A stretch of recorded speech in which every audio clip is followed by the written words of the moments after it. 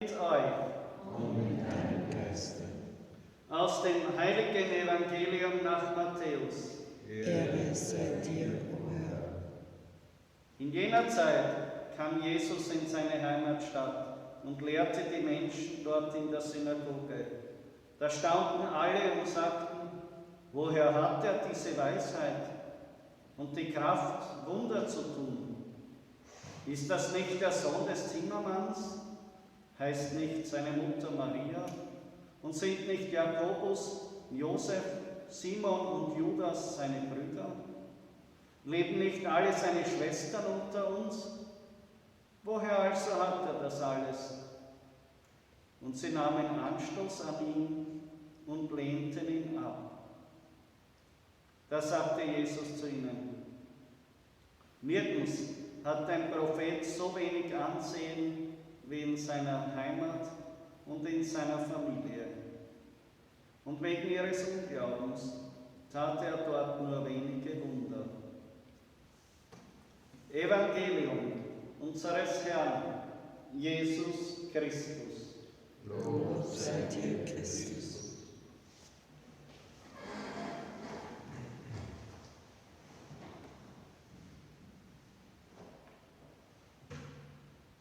Woher hat er das alles? Haben sie gefragt. Und das ist der springende Punkt. Sie haben sich als etablierte Mitglieder des Volkes Gottes verstanden. Aber ihre Seelen haben nicht mehr in der Tiefe die Gegenwart des Herrn gefühlt. Sie waren mehr innerlich von dem in Beschlag genommen zur, ich sage mal, kirchlich, obwohl es noch keine Kirche gab, Society zu gehören und dort eben ein Wort mitreden zu können. Sie waren nicht irgendwer. Und überhaupt, nachdem jetzt Jesus da verkündet hat, waren sie natürlich eine Treppe höher in der Promi-Liga gestiegen. Aber die Sache ist außer Kontrolle geraten. Es war ein wenig peinlich, für sie zumindest, weil sich Jesus halt doch exponiert hat mit der Art, wie er aufgetreten ist, wie er verkündet hat, die Wunder, die er getan hat. Das war nicht mehr so salonfähig und man konnte nicht mehr damit in den eigenen Zirkeln mit Gleichgesinnten Anerkennung finden. Und das war dann der ausschlaggebende Punkt, dass sie an ihm Anstoß genommen haben. Nirgendwo hat ein Prophet so wenig Ansehen wie in seiner Heimat und in seiner Familie. Die menschliche Ebene findet halt zwangsläufig den Vorrang gegenüber dem Geistlichen. Und das meine ich jetzt nicht nur bezüglich des Umgangs mit dem Priester. Ich persönlich fühle mich in unserer Pfarrgemeinde hier nicht irgendwie nicht als Priester angenommen oder dass hier das Menschliche vom Geistlichen verdrängt wird. Es ist schon bei einem selbst und im Umgang mit dem Bruder und mit der Schwester. Ich sage das bewusst so, denn wir sind alle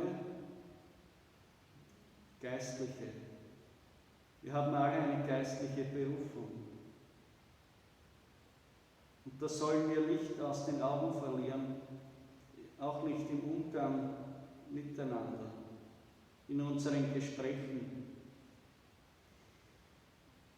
in dem, was wir miteinander reden und wie wir es tun. Bedenken wir einmal, wie oft hat das, was dann am Kirchenvorplatz geredet wird oder sonst, etwas zu tun mit unserer geistlichen Berufung. Wird dieses Thema nicht ein bisschen von uns selbst auch desavouiert,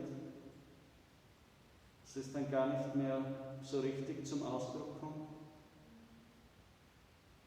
Und wenn wir es für uns selbst nicht in Anspruch nehmen, ich weiß, das wäre schon eine ziemliche Zumutung, wenn wir damit auf einmal beginnen würden. Aber wie soll es dann Gott tun, wenn wir es selbst bei uns nicht tun? So hat Jesus auch gehandelt. Er hat nur wenige Wunder in seiner Heimat gewirkt. Ich denke, wir sind hier eine geistliche Gemeinschaft. Es müsste hier niemandem peinlich sein, vor den anderen darüber zu reden. Oder vielleicht sogar zuerst selbst sich mit dieser eigenen Dimension zu konfrontieren. Es bewusst vor Gott hinzutragen, es in einem selbst mal zu erneuern. Und dass wir dann auch im Umgang miteinander Gott die Ehre geben. Und dann auch eben wird die Gnade kommen. Die Kirche läuft Gefahr, ein Geselligkeitsverein mit religiösen Touch zu werden, wo es eigentlich dann im Allgemeinen das Alltagsgeschäft um ganz andere Dinge geht. Das spürt man auch. Sollen wir zu einem Ort verkommen, in dem jeder, der den Herrn sucht, ihn bei uns nicht findet? Haben wir Angst, dass man uns für eine Sekte hält, weil wir vielleicht zu religiös sind? Ich weiß nicht.